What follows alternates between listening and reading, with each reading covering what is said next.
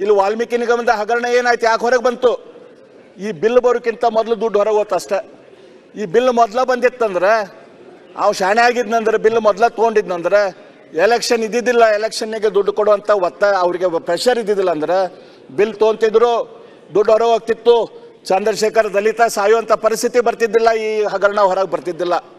ಇವತ್ತು ಎಲ್ಲದರಲ್ಲಿ ಪ್ರಾಬ್ಲಮ್ ಅಂತ ಆಯ್ತು. ಪರಿಶಿಷ್ಟ ವರ್ಗ, ಪರಿಶಿಷ್ಟ ಜಾತಿ, ಪರಿಶಿಷ್ಟ ಪಂಗಡ ಅಂತ ಸಂವಿಧಾನದಲ್ಲಿರೋದು. ಅದರಿಂದ ನೀವು ದಲಿತ ದಲಿತ ದಲಿತ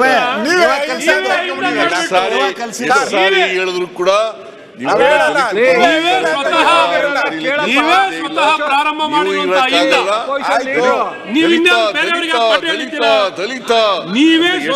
ಒಂದು 1000 ಸಾರಿ ಪರಿಶಿಷ್ಟ